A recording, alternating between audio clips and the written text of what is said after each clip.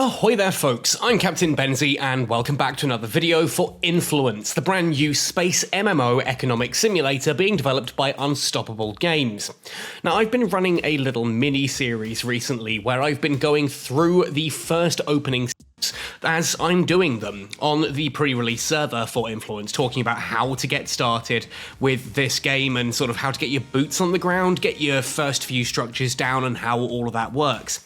Now, I'm at a point in that series where it's going to take a few days for me to actually be able to progress to the next point, courtesy of all the extraction and things that are going on. So today, I wanted to step aside and kind of talk about the top tips that I've learnt in that short time frame. Things that you really need to know early on to get the best foot forward in Influence. And so we're going to jump right in on this one. It's going to be a little bit sort of talky. I'm going to be talking about things and showcasing it to the best of my ability, but please don't expect any like top 5 tips or anything like that. These are just some tips that I have learnt and I think will be really beneficial.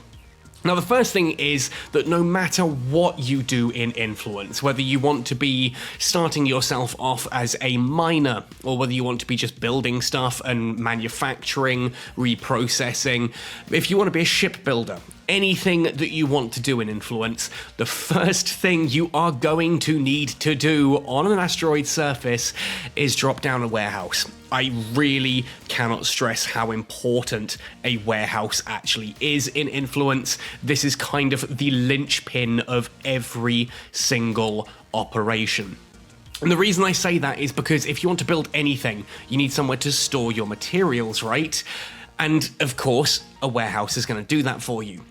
But on the other hand, it's also where your food goes, and every single one of your crews is going to need feeding. So if you don't have a warehouse down, you are going to have to constantly send food from a habitation out to, or a marketplace out to your crew, and then do it all the long way around there. And that is so much more effort. Get a warehouse as soon as possible. Literally, make this thing your very first construction. If you can, if you really feel like it's important, get a second one. I have 2. I have not needed more than 2 so far. This is more than enough for me to hold on to the materials that I'm currently using. I do usually stock a second warehouse with a load of build materials just to save time whilst other things are going on. I can drop stuff into there. Next time I want to build an extractor, I've just got all the supplies already there. If you spot something on the market that looks like it's super cheap, and you think, oh, I want to take advantage of that, grab it and stock a warehouse with it. You can either sell it later if the price goes back up, or you can use it later to build something. Just a nice little tip there. Now, on the subject of food, don't be afraid of having multiple crews. Having multiple crews is really important in Influence, as it's going to allow you to do different things. Now, the first crew that I built, that crew 3623, is like a basic crew. It's one of each of the 5 roles. So we've got our pilot, we've got our engineer, we've got our miner, we've got our merchant, and we've got our scientist. This means it's a good all-rounder crew that can kind of do anything, at least to a basic level. You don't get any penalties for not having a miner, for example, when you want to extract, or so on and so forth.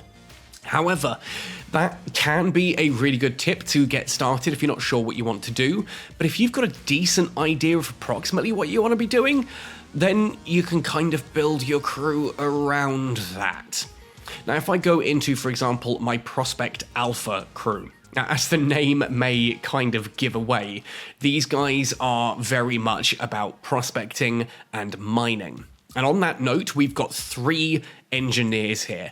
These guys are building extractors, and then they are using the 2 miners on the team to start core sample and extraction process. Now, you might decide you want 3 miners and only 2 builders because you're not going to be building as much as you are mining and extracting, but this kind of mix gives you an idea of what I'm talking about here. Having 3 engineers means we've got decent build times. Having 2 miners means we get decent sort of times with the extraction process as well. And of course, when you are going through creating your different crew members, make sure that you pick the abilities that they want. You'll notice that if I go across my engineers here, all of these have the builder trait. So they're bottom left, builder. Bottom right, builder. Bottom left, builder. That's the one that gives me faster build times. So having 3 engineers on the team gives me a reduction to my build time anyway, and then the builder trait means that they build even faster. If you want to get stuff on the ground really quickly, that's a great trait.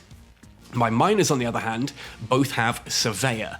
This means that they are better at creating core samples. They get better core samples, or is it faster core samples, out of the ground quicker. And again, you can kind of mix and match. You can do, stack up on one of them. So having 2 that both do the faster core samples means you get much faster core samples. But you could go one that gets faster and one that gets higher quality. So you get a nice balance that way. You could just go 2 higher quality and not worry about that. So this crew, as you can kind of guess, it's all about building stuff and getting some resources out of the ground. But I do have other crews for different things. If I go back into my crew list, you'll see that I've got 2 refinery crews. Now these are a little bit different from each other. My original refinery crew, if we come up here and have a look, open up the crew menu, I've got 3 engineers, this time all with the refining. Oh no, they haven't, sorry, one of them is refining, 2 of them are refiners, one of them's a builder, because I knew I'd still want to be able to build some stuff with this crew, so having slightly faster build times was important, but then having 2 of the refiners for the bonuses to refining made sense to me. I've then got a miner, because miners get additional bits going on with refining and extraction as well. And we've got a researcher, because a scientist gets a nice little bonus to secondary refining. Now, I don't exactly know what that is yet, but it's a bonus to something with refining in it, so I've added a scientist to the crew. Now, the other team, that's my refiner crew. I then have a refinery crew Epsilon as well. If we jump into them and open up their crew, these guys are 4 engineers: refiner, refiner, refiner, and refiner. These are just here for refining. I'm not using these to extract anything. They are going to be running the main refinery to get all of that working. And again, I do have a scientist in there with the experimenter just to see kind of what that does. But this is the crew that is going to be refining most of my stuff. And if you've got the capability of hiring lots of different crews, it does make sense to have a crew of entirely miners if you just want those guys to be digging stuff up out of the ground for you.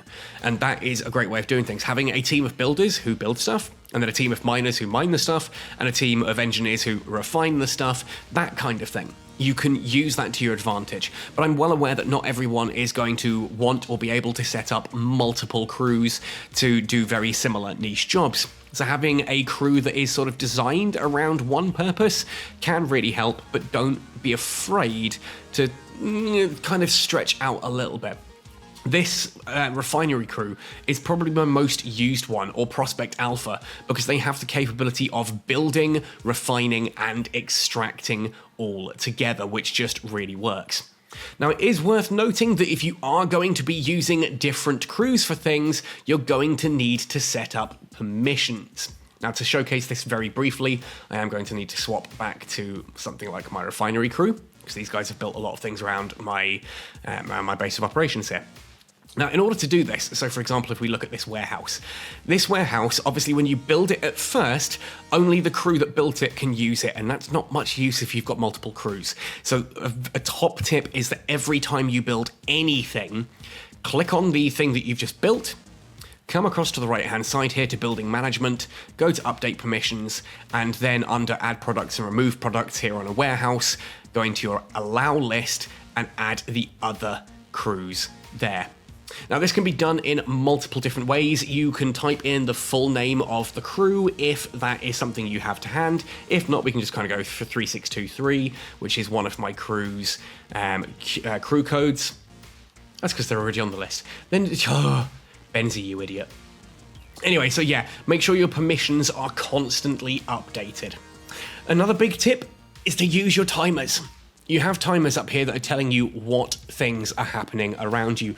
Don't be afraid of actually setting real-world timers to remind yourself that you do need to come back in and just okay those things.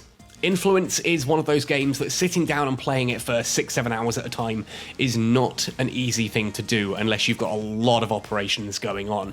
A lot of the stuff you're going to kind of set it up, get it running, and then come back later to do the next step. It's kind of that in and out process. So be aware that that is something that you're going to be doing quite a bit. Have a little timer or just a notification, something to remind you that, okay, all of those deliveries should be done in an hour and 40 minutes. Cool, I'll come back in 2 hours, clear that all off and start the building. It's just a way to keep on top of things and figure out exactly what is going on for you. And in certain cases, like here, for example, this habitat needs building. I've got all the materials I need for it. No, I don't. I'm still waiting for the steel beam. But getting that started now is going to be useful because it's going to take 2 hours, 49 minutes for the crew to get there, 2 hours, 50 minutes to the crew to get there, then an additional 5 hours to build it. So basically, you're looking at 8 hours to get this built. And if I want to be doing anything with this tomorrow, I'm going to need to start building it today. Right? So that's kind of what I'm talking about here. It's worth keeping an eye on that. So I'm waiting for these transfers to arrive with my steel beams. It's one of these two. It'll be that one there. Habitat 8499 coming through surface transfer. So I know in an hour's time, come back and I'll be able to finish off this building. I'm not going to do anything else with this crew in the meantime because I need them to be idle when that is ready to go. This is the other final tip I think I will mention just to talk about it, and that's that when you are using different crews, don't be afraid to leave them idle sometimes. Sometimes you want the crew just around, ready to do whatever it is they're going to do next. So like here, the crew is currently busy, so they can't build. If they were just building for the sake of building and something really important pops up in 2 hours, well, I can't really do anything with that crew. Having a crew that's idle can be really useful if you need to adapt on the fly, but try and keep your crews busy to the best of their ability. If you know that you've got 3 hours before your crew needs to do something, and there's something that they can do that will take them 2 hours, you may as well get them doing it. Like here as well, that extractor site is going to need building. It's got 1 day, 16 hours left on the timer, so I need to make sure that I do actually get the crew in to get all of that sorted. Anyway, folks, that's pretty much everything for me to talk about on my first kind of couple of weeks of playing Influence about what is important. Essentially, start with a warehouse.